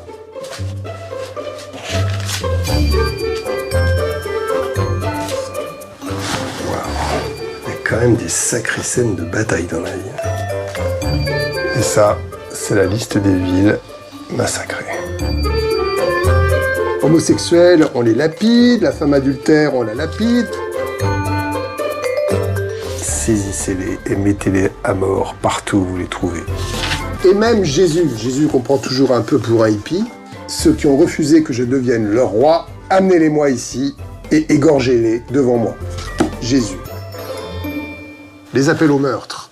Dans le Coran, on en a trouvé 6, et dans la Bible, on en a trouvé 13. Alors, mensonge ou bavardage de bistrot ? Ou peut-être bien qu'Éric Zemmour avait une lecture du Coran différente de la nôtre. Nous l'avons appelé, nous lui avons écrit, mais il n'avait jamais le temps de nous parler. Alors, nous avons décidé d'aller le rencontrer par surprise à Bruxelles. Il parlait devant un club très sélect de grands patrons. C'est raisonnable. Qu'est-ce qu'il a dit? Il a dit que les anciennes valeurs disparaissaient et n'étaient pas renouvelées. Il est vrai que moi qui était une éducation bourgeoise et religieuse, la religion, le père de famille, l'école, le maître d'école, ça a été fort important. Maintenant, tout ça a un peu changé. Bonjour Monsieur Zemmour, j'ai sollicité une interview auprès de vous de Canal+. Oui, vous savez, je voulais vous demander, parce que je vous ai entendu souvent sur e-télévision. Sur e-télévision, vous avez notamment mentionné que le Coran, il y avait un appel au meurtre. Il y avait un appel au meurtre à chaque page. Alors je vous ai apporté le Coran, je voudrais que vous me montriez. C'est bien, lisez-le. Ben non, mais montrez-nous. Éric, c'est pas par là. Vous êtes contre le débat démocratique, Éric Zemmour? Je débat pas avec vous. Ben non, attendez, pourquoi? Mais lisez-le. Pourquoi? Parce que j'ai pas envie, je débat avec qui je veux. Ah, d'accord, ok. Donc en fait, la démocratie, c'est pas votre problème. C'est juste, il faut que vous choisissiez avec qui vous débattiez, c'est ça? Voilà.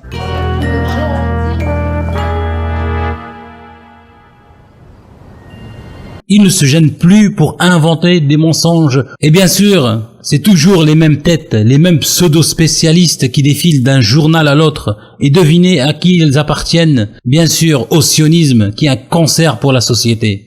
Ne pas tomber bien sûr dans la stigmatisation des juifs, faire ce genre de confusion entre juifs et sionistes, il faut être vraiment débile ou complètement ignorant. On ne peut pas mettre tout le monde dans le même sac et en même temps refuser qu'on nous fasse la même chose. Il faut réfléchir, s'il vous plaît. Voilà un autre exemple type de manipulation incroyable. Encore pour faire peur aux Français et opposer une partie de la population à l'autre partie. Et bien sûr rester spectateur, tranquille, à voler les gens et les arnaquer et les ruiner.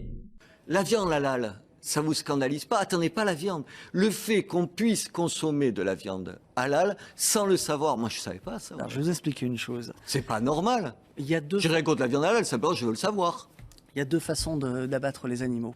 Il y a l'abattage par égorgement qui s'est pratiqué de tout temps. Et puis depuis 1964, il y a l'abattage par étourdissement. On étourdit et on tue après. On étourdit et on tue après. Mais on étourdit pas. Mieux pour les animaux, attendez, monsieur. On n'étourdit pas gentiment l'animal. Il faut savoir qu'un bœuf, on lui fracasse le crâne et qu'un petit animal, on l'électrocute. Alors, je veux bien, on me dira tout ce qu'on voudra. Vous dites c'est pareil. Mais c'est aussi sauvage. Qui peut nous dire? Non, mais je vous pose des questions. C'est vous qui tuez les bêtes. Non, qui peut nous dire que égorger, c'est moins bien que fracasser le crâne d'un animal? D'accord. Reste ma question. Est-ce qu'il n'est pas normal? Attendez, vous battez tout le long de votre livre pour dire il faut savoir ce qu'on a dans son assiette. En gros, j'ai envie de savoir. Dans le cas de la viande halal, ça n'a rien à voir avec les musulmans, ça a à voir avec les abattoirs. Ils doivent nous dire ce qui se passe, comment est tué l'animal. C'est le moins qu'on puisse demander, la transparence. Vous savez, l'abattage par égorgement peut convenir à l'ensemble des communautés. Je ne vous pose pas cette question, je vous demande s'il faut juste le dire. Mais j'ai bien compris ce que vous m'avez dit. Vous avez peur que je vous piège sur quoi? Non, je me sens pas piégé. Je demande la transparence. Mais l'abattage par égorgement permet de servir l'ensemble des communautés. Vous savez que les musulmans consomment beaucoup plus d'avant que les chrétiens, comment dirais-je? Les non-musulmans. Les non-musulmans. Et on peut très facilement commercialiser la viande dans les deux parties. Mais c'est un faux débat de rentrer dans ce débat du. C'est juste, je vous parle de la transparence. C'est pas compliqué. Non, mais moi je suis pour. C'est terrible. Moi je suis pour le tout égorgement. Moi je suis pour le tout égorgement. Ah, vous voulez qu'on égorge tout le monde à vif? Tous les animaux. Tous les animaux. L'égorgement est le plus... Vous les aimez, les animaux? Je vais raconter une anecdote. Je travaille avec un éleveur de wagyu. Le wagyu est l'animal le plus sensible au monde. On fait tout dans sa vie, pendant toute sa vie, on fait attention à son Et on l'égorge à la fin. Et on a fait intervenir un sophrologue animalier qui nous a garanti que l'abattage par égorgement était le plus efficace pour éviter le stress de l'animal. Et je le constate tous les jours. Donc, je suis pour l'abattage pour égorgement. Toute la viande halal. Je pense que l'étourdissement... Pour le 100% halal. Pas halal, parce que l'égorgement, ça peut être aussi pour le kasher. Je suis pour l'égorgement. Je pense que l'étourdissement est une erreur. Quand on a instauré l'étourdissement, on l'a fait pour les cadences infernales des abattoirs. C'est pas du tout pour le bien-être animal. Il faut arrêter de penser ça. Ce type qui est dégueulasse essaye de faire croire aux gens que égorger l'animal est forcément halal. Bien sûr, aucun mot sur le rituel juif qu'ils ont le même rituel que le halal. Bien sûr, aucun mot, chut, il faut pas réveiller la population, il faut continuer dans le mensonge. Un autre reportage incroyable mais vrai. Regardez cette couverture choc du torchon Le Point. Immigration, Rome, allocation, mensonge. Ce qu'on n'ose pas dire. Un scandale. Vous allez voir à quel point les merdias nous méprisent et méprisent la population.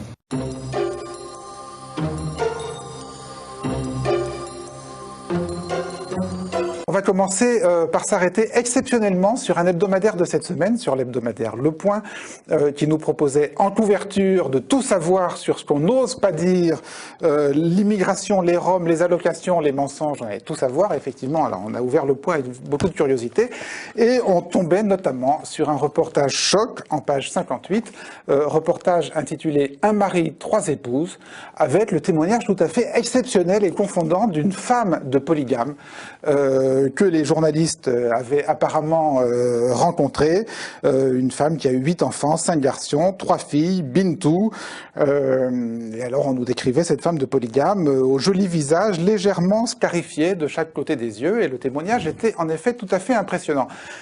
Tout à fait impressionnant, sauf que cette femme de polygame, c'est vous, Abdel. Mais oui, ben voilà, Abdel est fan de polygame.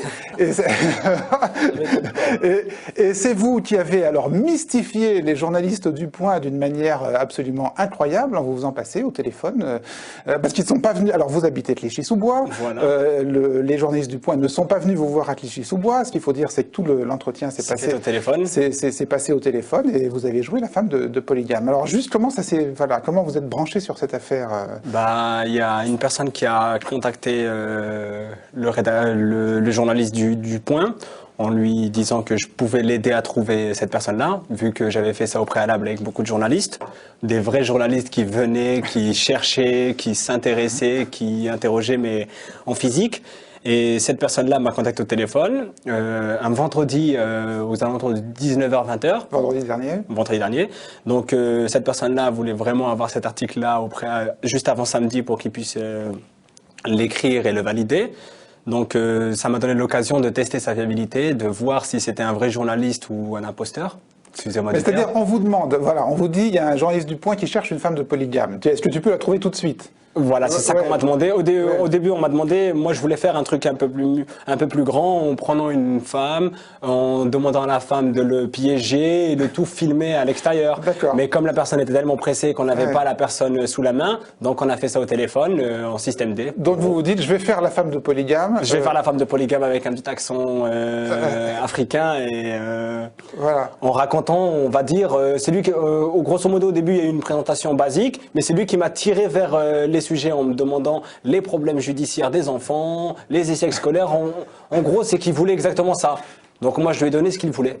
D'accord. Et alors, là où vous avez été vraiment particulièrement vicieux, c'est que vous vous êtes filmé. Tout à fait. Vous avez filmé la conversation téléphonique, et donc on va voir un petit extrait. Oui, allô? Ah, vous avez appelé plusieurs reprises, mais ça passait pas, je sais pas, il y avait quoi? D'accord. Bah attendez, je vous la passe tout de suite. Tiens, Bintou, c'est papa. Ah, allô, oui, bonjour? C'est gentil d'accepter de me parler, hein. D'accord, non, c'est parce que là, c'est à demander là, pour vous, là, c'est pour ça, quoi. D'accord, c'est gentil. Simplement, j'avais besoin de savoir votre âge. D'accord, bah, c'est 33 ans. 32. C'est 32 ans. 32 ans, d'accord. Et vous avez combien d'enfants? C'est 8. 8 enfants. C'est ça. À quel âge? La plus jeune, c'est Bintou, là. C'est mon petit, là, cette fille, là, s'appelle Awala. Elle a 2 ans. 2 ans, c'est une fille, oui. Oui, c'est ça, là.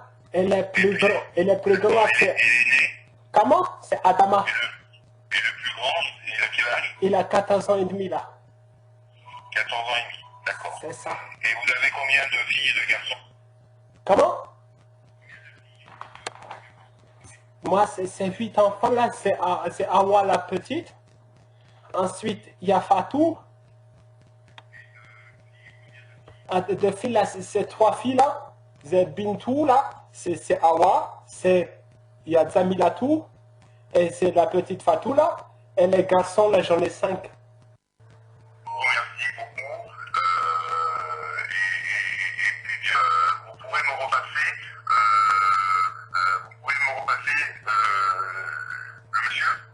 Attends, c'est passé tout de suite là.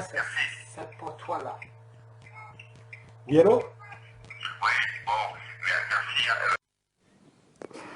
Bon, alors vous faites très bien la femme de Polygame.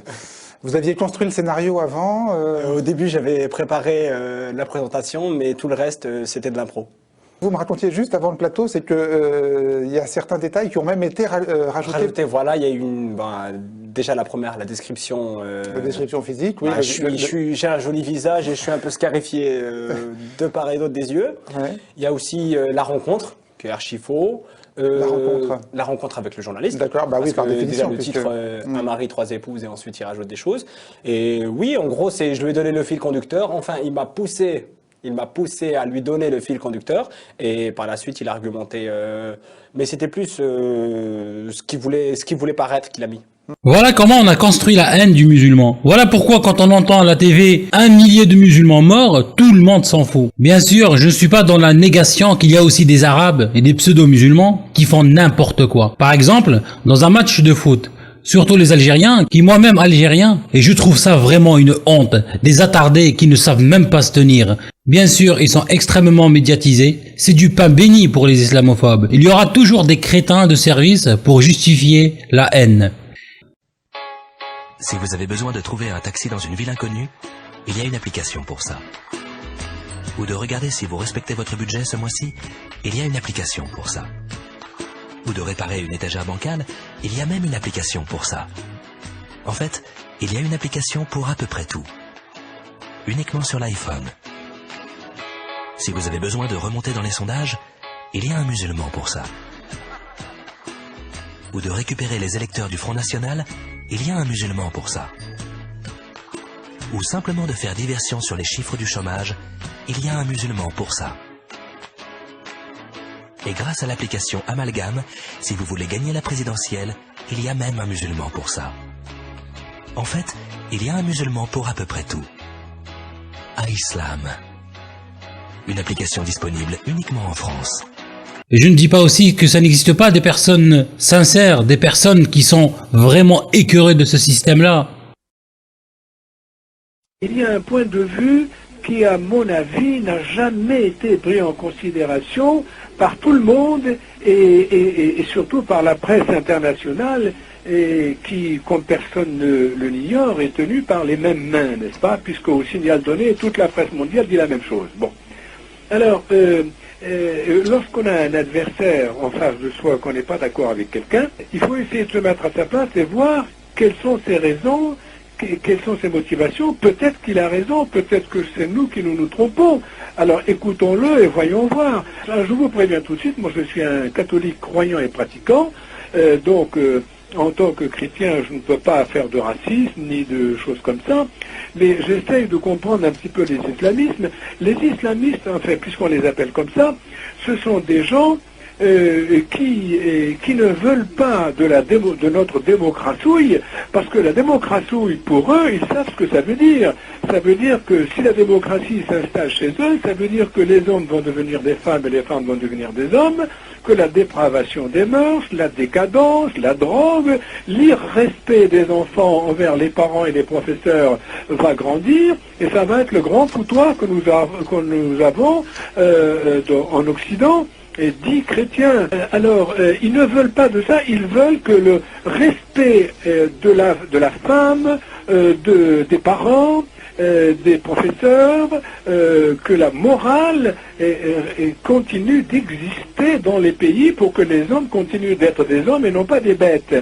Alors, comme ils voient qu'ils n'ont pas d'autres moyens de lutter contre cette avancée de la pseudo-démocratie qui amène la décadence et la dépravation et la désolation, eh bien, ils ont des actes de violence parce qu'ils n'ont pas d'autre choix. C'est un peu comme ces malheureux Palestiniens qui se suicident, qui se transforment en bombes vivantes. Vous savez, pour en arriver à ça, faut-il être désespéré quand même. On les appelle des terroristes, mais ce sont des désespérés qui donnent leur vie. Je ne suis pas d'accord, évidemment, de tuer des civils. Mais le gars qui fait ça, croyez bien qu'il ne le fait pas de gaieté de cœur. Bon, tous ceux qui, dans le monde, ont des actes de violence regrettables, qui sont eux les premiers à regretter très probablement, ils s'en seraient bien passés si on leur foutait la paix, si on les laissait s'exprimer. Voyez-vous, moi j'habite dans le 18e, je discute souvent avec des Maghrébins, des Turcs et des musulmans, on discute de tous ces problèmes-là. Je leur dis carrément que moi je suis un chrétien pratiquant et que bon, voilà, les choses sont ce qu'elles sont et on s'entend très bien. Et je leur dis, mais ces gens qu'on qualifie d'être excessifs, d'être extrémistes, d'être terroristes, comme on dit, c'est la mode, n'est-ce pas? Eh bien, il faut les comprendre, ils ne veulent pas de notre démocratie. La démocratie, c'est la décadence dans laquelle nous vivons actuellement, où les hommes ne reconnaissent plus la main droite de la main gauche, où il n'y a plus d'enfants, où des gamines de 13 ans vont acheter des préservatifs dans des pharmacies. Mais c'est abominable, les arabo-musulmans dans leurs pays respectifs, ils ne veulent pas de cette civilisation-là. Alors, soyez plus intelligents que ça, ne vous laissez pas manipuler comme des moutons. Quand les merdias vous racontent une histoire, ils ne vont jamais vous donner la scène au complet, mais juste ce qui les arrange.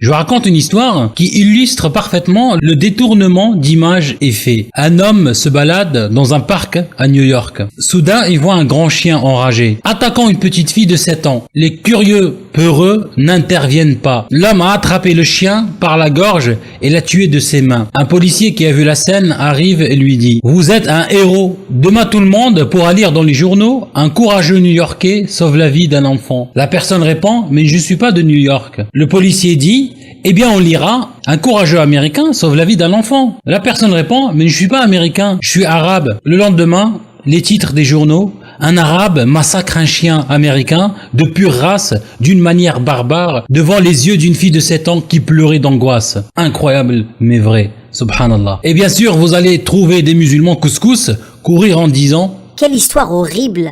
Encore des extrémistes obscurantistes barbaristes. Heureusement, il y a des musulmans comme moi, des musulmans qui combattent l'extrémisme au nom des droits de l'homme. Je suis contre toute forme d'extrémisme. Oui, je le revendique. Je suis un musulman modéré et fier de l'être. Je prie modérément, je jeûne modérément, je lis le Coran modérément et uniquement en français, car l'islam radical s'infiltre par la langue arabe, c'est prouvé. Je l'ai vu à la télévision.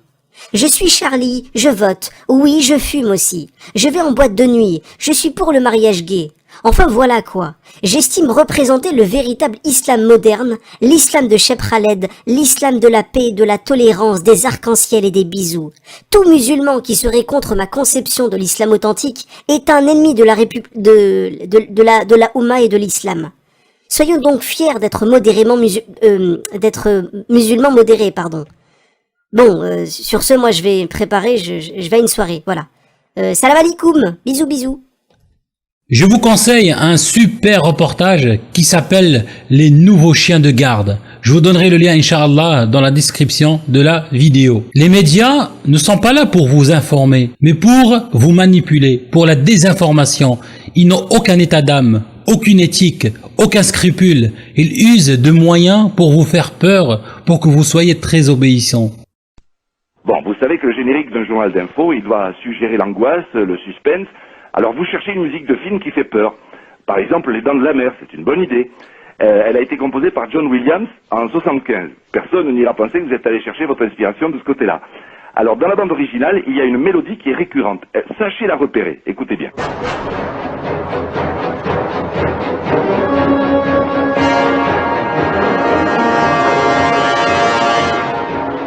Ça, c'est Les Dents de la Mer, hein. C'est ça.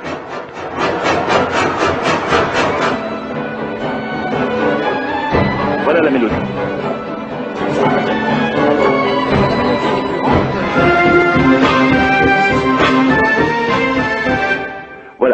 isolez ce passage, vous coupez les premières notes et vous changez un petit peu la tonalité. Vous montez de 3 demi-tons. On écoute ça.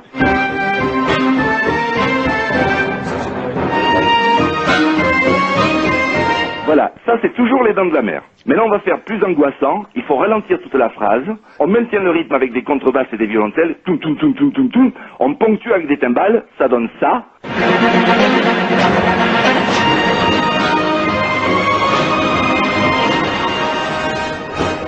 Voilà, là il y a bien le mélange des deux. Il y a un peu le dents de la mer et un petit peu les violons qu'on a fait monter. On baisse les cuivres, on monte les cordes, on fait une accroche avec un crescendo de violon, et puis surtout du volume, il faut que les murs tremblent de peur. Ça donne...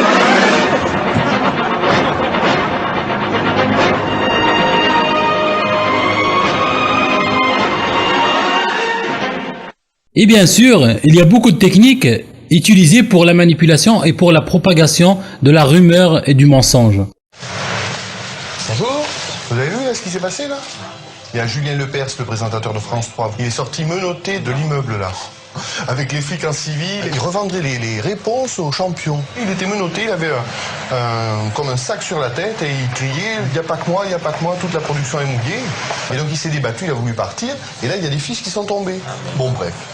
Voilà, au revoir. Bonjour. Si vous dérangez, on vient par rapport à l'arrestation là, juste à côté. Qu'est-ce que vous avez vu? Ben, moi j'ai vu Julien Lepers en train de sortir menotté avec un sac plastique sur la tête et presque en larmes en disant que il était pas. Moi je l'ai entendu bien fort en disant qu'il n'était pas tout seul dans le coup, qu'il y avait toute la production qui était dans le coup. C'est lui qui a mis le plastique sur sa tête? Non, parce qu'il y avait une autre personne et c'est la personne qui lui a mis le plastique sur la tête.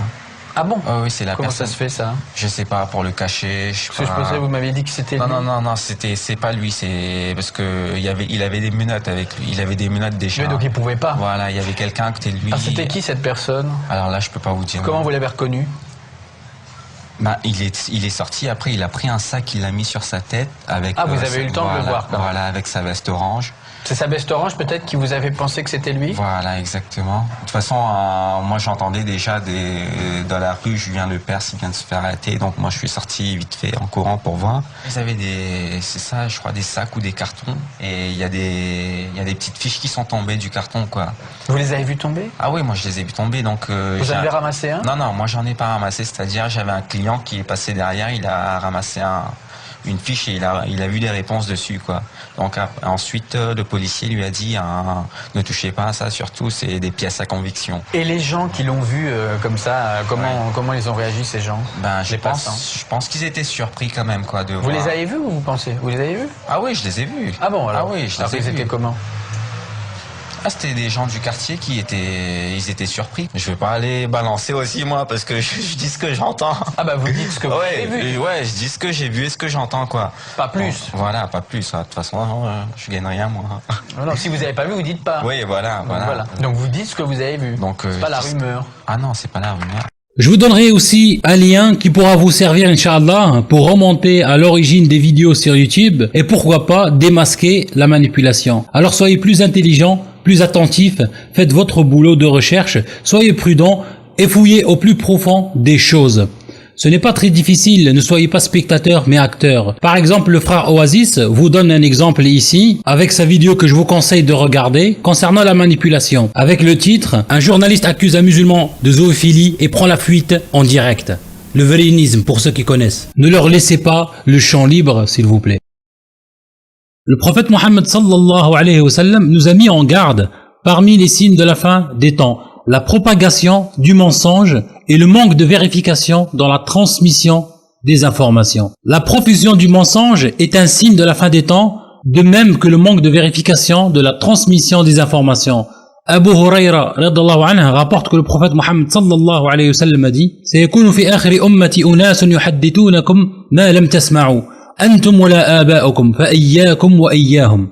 Traduction: il y aura dans les dernières générations de ma communauté des gens qui vous parleront de ce que ni vous ni vos pères n'avaient entendu. Alors gare à vous et gare à eux. Dans une autre version, il dit سيكون في آخر الزمان دجالون كذابون يأتونكم من الحديث بما لم تسمعوا أنتم ولا آباؤكم فإياكم وإياهم لا يضلونكم ولا يفتنونكم. Traduction, il y aura à la fin des temps des imposteurs menteurs qui vous raconteront des récits que ni vous ni vos pères n'avaient entendus. Alors gare à vous et gare à eux, qui ne vous égarent pas et qui ne vous éprouvent guère. Combien sont nombreux les récits étranges à notre époque. Certaines personnes ne font plus guère attention aux mensonges et à rapporter des propos sans la moindre vérification de leur authenticité. Il y a en cela un égarement, une épreuve pour les gens. C'est pour cela le prophète sallallahu alayhi wa sallam nous a mis en garde contre le fait d'y croire. À cause de l'abondance du mensonge à notre époque, la personne ne distingue plus les informations, ne sachant plus ce qui est véridique et ce qui est faux. Alors, faites très attention et ne soyez pas dupes. Voilà, la vidéo touche à sa fin. J'espère que ça a été profitable. Essayez de partager au maximum. Je vous dis à la prochaine fois, Inch'Allah. D'ici là, prenez soin de vous. Alhamdulillah, alladhi min ni'matihi tatimmu as-salihat, was-salatu was-salamu ala rasulillah, wa ala alihi wa sahbihi wa man walah. Assalamu alaykum wa rahmatullahi wa barakatuhu. Bismillahirrahmanirrahim. يا أيها الذين آمنوا إن جاءكم فاسق بنبأ فتبينوا أن تصيبوا قوما بجهالة فتصبحوا على ما فعلتم نادمين.